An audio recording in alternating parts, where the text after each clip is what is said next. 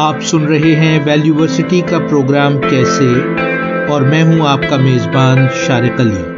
آپ جس موضوع پر آج کچھ میری تجاویز سماعت فرمائیں گے وہ ہے مطالعے کی عادت کیسے۔ اکثر لوگ شکوہ کرتے ہیں کہ ان کا کام، ان کی تعلیمی یا گھریلو مصروفیات اس قدر زیادہ ہیں کہ مطالعے کے لیے وقت ہی نہیں ملتا۔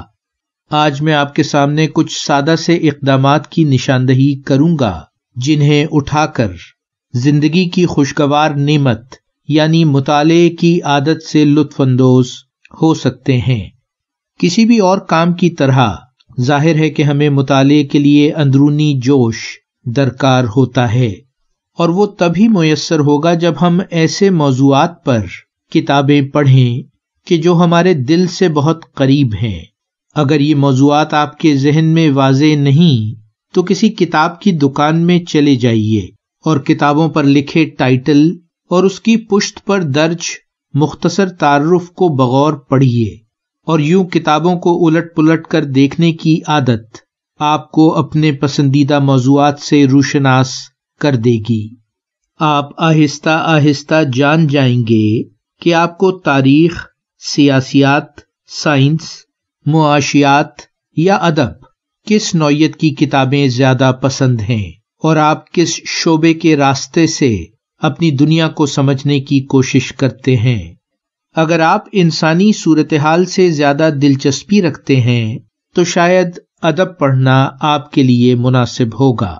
انسانی المیے، فتوحات، خوشی اور غم کو سمجھنے کے لیے اور سچ کی صورتحال سے قریب تر ہونے کے لیے ادب کا مطالعہ بے حد مددگار ثابت ہو سکتا ہے، لیکن حالات حاضرہ سے واقف ہونا بھی بے حد ضروری ہے۔ اس لیے اخبار یا اخباری سرخیوں کا مطالعہ یا سماعت ضرور کریں، پھر اس سے آپ کو وہ بنیادی معلومات بھی حاصل ہوں گی جن کی مدد سے آپ کسی سنجیدہ گفتگو میں شریک ہو سکتے ہیں۔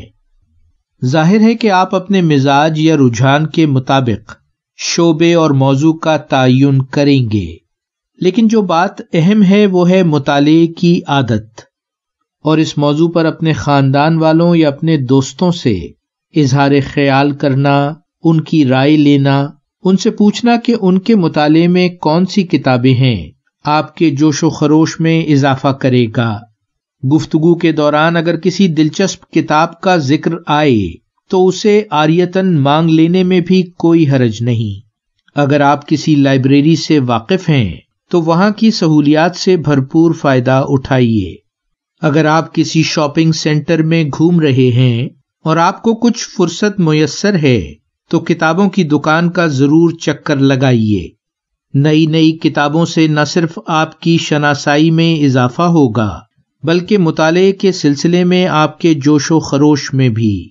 اگر آپ کمپیوٹر ٹیکنالوجی استعمال کرتے ہیں تو ایسی ویب سائٹس آج کل بہت عام ہیں جہاں سے آپ اپنی پسند کی کتابیں ڈاؤن لوڈ کر سکتے ہیں اور بغیر کوئی رقم خرچ کیے۔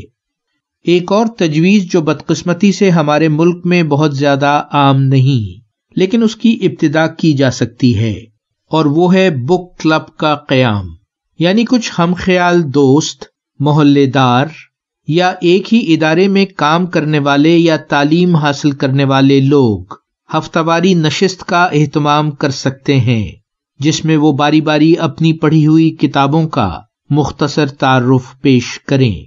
اگر ایسی کوئی نشست آپ کے محلے میں یا آپ کے ادارے میں موجود نہیں تو آپ اس کی بنیاد رکھ سکتے ہیں۔ کسی بھی اچھے کام کی ابتدا پہلا قدم اٹھانے سے ہوتی ہے۔ جس طرح ہم اپنی زندگی میں آرزوؤں کی فہرست بنا سکتے ہیں، بالکل اسی طرح ہمیں اپنی زندگی میں ان کتابوں کی فہرست بنانا چاہیے کہ جو ہم پڑھنا چاہتے ہیں۔ اپنے دن بھر کی مصروفیت کے کسی مخصوص وقت کو مطالعے کے لیے وقف کیجیے۔ مثلا میں سونے سے ذرا پہلے کم از کم 45 منٹ مطالعے میں ضرور گزارتا ہوں۔ ہو سکتا ہے جب آپ اپنے کام پر جاتے ہوں تو آپ کو مطالعے کی فرصت مہیا ہوتی ہو، لیکن وہ وقت ایسا ہونا چاہیے کہ جس میں بغیر توجہ ہٹائے آپ کا ذہن مطالعے پر مرکوز ہو سکے۔ جب آپ پڑھیں تو پھر ڈوب کر پڑھیں۔ اپنی تمام ذمہ داریوں کو پڑھنا شروع کرنے سے پہلے نبھا لیجئے، تاکہ جب آپ مطالعہ کر رہے ہیں تو توجہ کو مرکوز کر سکیں۔ مطالعے کے لیے کسی پرسکون جگہ کا انتخاب کریں۔ ٹی وی اور کمپیوٹر کو بند کر دیجئے۔ آپ چاہیں تو اپنے فون یا کنڈل ڈیوائس پر الیکٹرانک کتابیں بھی پڑھ سکتے ہیں۔ ظاہر ہے کہ اس کے بہت سے فائدے ہیں۔ ایک تو آپ کو ہر جگہ بھاری کتابیں اٹھا کر لے جانے کی ضرورت نہیں، پوری لائبریری آپ کی جیب میں موجود ہے، اور پھر یہ بے حد کم قیمت بھی ہیں، بلکہ اکثر اوقات مفت مہیا ہیں۔ ای بک کے حوالے سے آج کل ایسی ایپس مہیا ہیں جو آپ کے پڑھنے کی رفتار کو بے حد تیز رفتار بنا سکتی ہیں، لیکن بدقسمتی سے یہ صرف انگریزی میں مہیا ہیں۔ میں ذاتی طور پر تیز پڑھنے سے زیادہ غور و فکر کے ساتھ پڑھنا پسند کرتا ہوں، لیکن یہ میرا ذاتی انداز ہے۔ بعض لوگ تیزی سے پڑھ کر بھی مفہوم سمجھنے کی حیرت انگیز صلاحیت رکھتے ہیں۔ ان چند تجاویز کے بعد اب آپ سے اجازت چاہوں گا۔ اپنا خیال رکھیے گا۔ ویلیو ورسٹی، شارق علی۔